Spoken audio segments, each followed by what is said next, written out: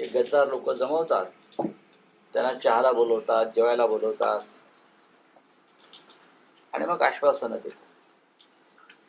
एरवी भेटत नाहीत खासदारांना, मग ती त्यांच्याच खासदारांना भेटतात. हा प्रकार अत्यंत गंभीर आहे. देशाच्या पंतप्रधानांनी अशा प्रकारे पक्षपाती वर्तन करावं.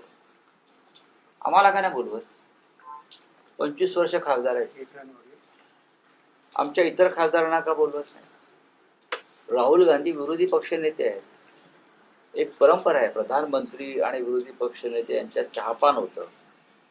त्यानंतर मुख्यमंत्री विरोधी पक्षनेत्यामध्ये चहापान होतं, एकमेकावर चर्चा होते.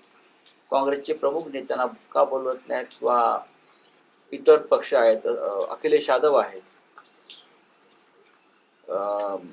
राष्ट्रीय जनता दलाचे लोक असतील, डावे पक्ष असतील, त्यांना का बोलवत नाहीत? हे जे केटरिंग सर्व्हिस आहे हे गद्दारांसाठी. मला तर कळलं की हे जे 6 आमचे खासदार आहेत बरं का, त्यांच्या तोंडामध्ये मोदी जिलब्या भरवत होते, ढोकला जिलेब्या, आणि एकाच्या घशामध्ये ढोकला अडकला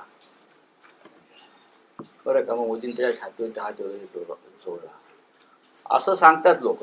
मला माहित नाही. बरं, हे काय म्हणतात की मी तुमच्या पाठीशी आहे. म्हणतात तुम्ही काय करणार?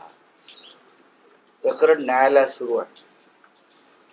प्रकरण यांच्या गद्दारीचं न्यायालयात सुरू आहे. आणि जे तुम्ही सांगताय की मी तुमच्या पाठीशी आहे, चिंता करू नका, हा काय न्यायालयावर दबाव आणण्याचा प्रयत्न आहे का?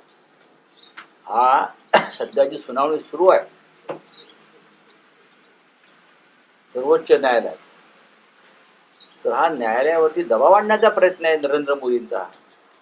हे नरेंद्र मोदी खासदारांना जिलेबी आणि फाफडा आणि ढोकला खायला बोलवतात, गद्दार खासदारांना.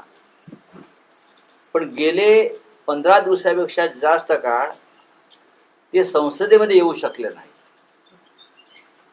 तिकडे या ना, आम्ही तुम्हाला देतो ना खायला, काय तुम्हाला जे काय आवडतं आहे, खिचडी, ढोकला, फाफडा, जिलेबी, आम्ही तुम्हाला देऊ ना सगळे खासदार. पण ना अमित शहा ना नरेंद्र मोदी हे संसदेचं अधिवेशन सुरू झाल्यापासून अद्याप सभागृहात, राज्यसभा असेल लोकसभा असेल, आलेले नाही. हे अत्यंत दुर्दैवी आहे. खरं म्हणजे मोदींनी जर ते खरोखर या देशातल्या कायद्याचे आणि संविधानाचे रक्षक असतील तर त्यांनी एक पथ्य पाळायला पाहिजे. जे तृणमूल काँग्रेसचे खासदार आहेत त्यांच्या विरुद्ध न्यायालयात खटला सुरू आहे, अपात्रतेचा निकाल लागले नाही.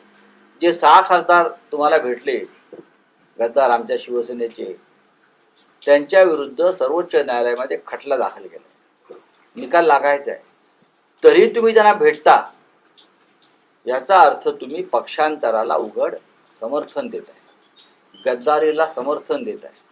एका पक्षाच्या चिन्हावर निवडून आलेले लोक जेव्हा दुसऱ्या पक्षात जातात आणि नरेंद्र मोदी त्यांच्या तोंडात जिलेबी भरवतात, हे या संविधानाचं सगळ्यात मोठं हा अपमान आहे.